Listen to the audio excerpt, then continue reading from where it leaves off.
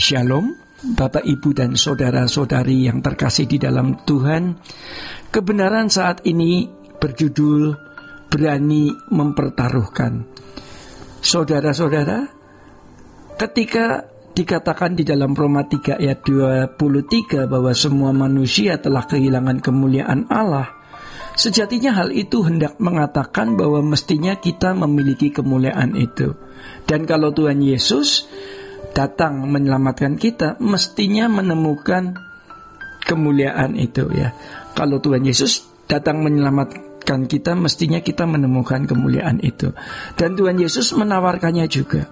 Namun masalahnya sekarang, apakah kita ikut jejak Adam dan Hawa yang meragukan Allah atau setia mengikut Tuhan Yesus? Dulu kita ragu-ragu menjadi Kristen yang benar-benar militan. Kita takut menjadi orang Kristen yang ekstrim dan fanatik.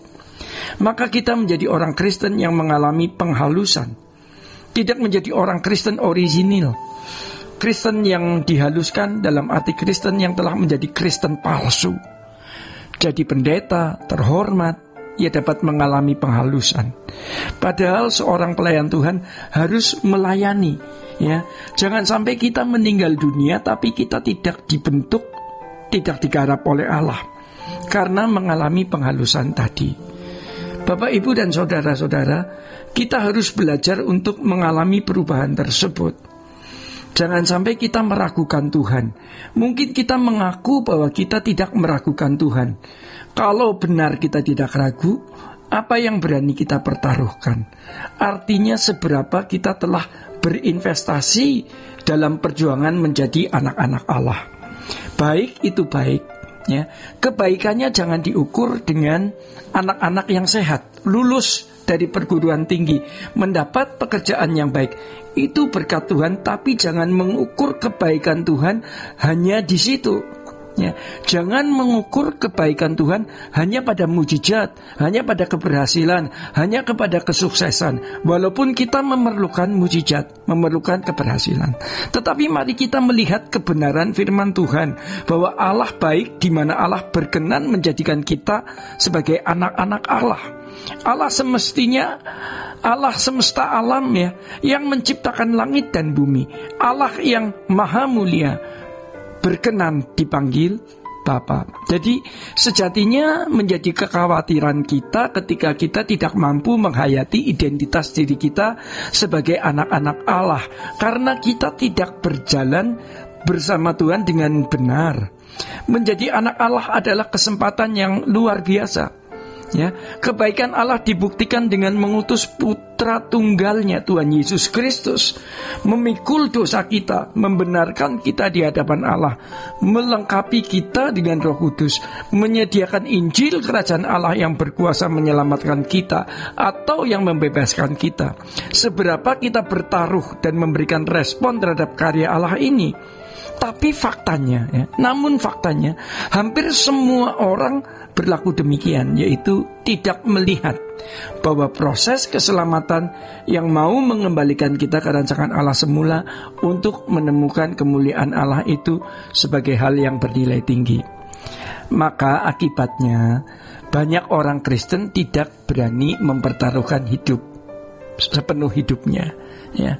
Tidak berani mempertaruhkan sepenuh hidupnya untuk hal tersebut. Jangan jadi Kristen sejak kecil tapi kita tidak berubah, tidak bertumbuh sebagai anak-anak Allah yang menemukan kemuliaan Allah. Mari kita bertanya kepada diri kita sendiri, seberapa saya telah menemukan kemuliaan itu? Orang yang menemukan kemuliaan Allah memiliki ciri yang berbeda dengan dunia. Makanya kalau kita mau memeriksa diri kita, ya, apakah kita sudah menemukan kemuliaan Allah yang hilang itu atau belum, ya. Kita dapat membandingkan diri dengan cara berpikir anak dunia, gaya hidup anak dunia, obsesi, hasrat, cita-cita, dan gaya hidupnya. Apakah masih terdapat kemiripan? Ya, kalau iya, ya, kalau masih mendapati banyaknya kemiripan, maka berarti ada sesuatu yang harus kita bereskan, ya, harus kita benarkan, ya. Jadi jangan jadi Kristen sejak kecil tapi kita tidak berubah, ya. Seberapa saya telah menemukan kemuliaan itu? Itulah pertanyaan yang harus digulirkan di dalam hidup kita. Orang yang menemukan kemuliaan Allah memiliki ciri yang berbeda dengan dunia. Makanya kalau kita mau memeriksa diri kita, apakah kita sudah menemukan kemuliaan Allah yang hilang itu atau belum? Ya, kita dapat membandingkan diri dengan cara berpikir anak-anak dunia, gaya hidup anak dunia, obsesi, hasrat, cita-cita, dan lain sebagainya. Jadi kalau masih ada berarti kemuliaan Allah ada pada kita masih rendah, atau bahkan belum sama sekali. Itulah sebabnya firman Tuhan mengatakan dalam Roma 12 ayat 2, janganlah kamu menjadi serupa dengan dunia ini. Ayat ini dengan sangat jelas mengatakan, lalu apakah kita mau menguranginya karena sudah begitu lama mengalami penghalusan? Kita tidak berani head to head dengan ayat ini secara sungguh-sungguh, bahwa kita tidak boleh serupa dengan dunia ini. Maka kita harus jujur dengan diri kita sendiri. Kita serupa dengan dunia ini atau serupa dengan Tuhan Yesus yang adalah anak manusia yang telah menemukan kemuliaan Allah. Ingat, itu keniscayaan. Kita dipanggil sejak semula untuk serupa dengan Dia, untuk menemukan kemuliaan itu. Jangan serupa dengan dunia ini. Kita harus berani tidak serupa. Makanya hati-hati dengan apa yang kita lihat. Tontonan film bisa mendistraksi pikiran kita.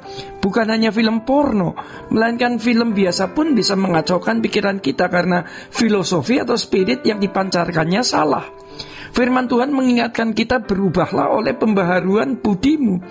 Budi kita bisa berubah, pikiran kita bisa berubah hanya oleh firman. Jangan terdistraksi, dirusak, dikacaukan oleh apa yang membuat kita ini tidak bertumbuh. Cara berpikir orang-orang di sekitar kita jangan masuk dalam hidup dan pikiran kita. Pergaulan di mana kita berada sangat mempengaruhi kita. Maka sebaliknya, hayati kehadirannya, yang mana akan membuat kita tidak mudah atau hampir tidak bisa berbuat dosa. Bapak Ibu yang terkasih di dalam Tuhan, sumber kehadiran Allah dapat kita peroleh melalui pertama, ya, kita bisa peroleh melalui firman. Kedua, melalui doa pribadi maupun doa bersama. Ketiga, melalui percakapan dengan orang-orang yang takut akan Allah. Ini memperbarui pikiran kita sehingga kita dapat membedakan manakah yang kehendak Allah, apa yang baik, apa yang berkenan kepada Allah dan yang sempurna. Supaya tindakan kita selalu presisi. Setiap kali tindakan kita presisi, itu bisa menciptakan keharuman di hadapan Bapa. Mari kita harus berambisi, ya. Mari kita terus memiliki ambisi untuk menjadi orang-orang yang bisa menyenangkan dan membahagiakan hati Allah. Kita tidak bisa lagi meragukan Tuhan.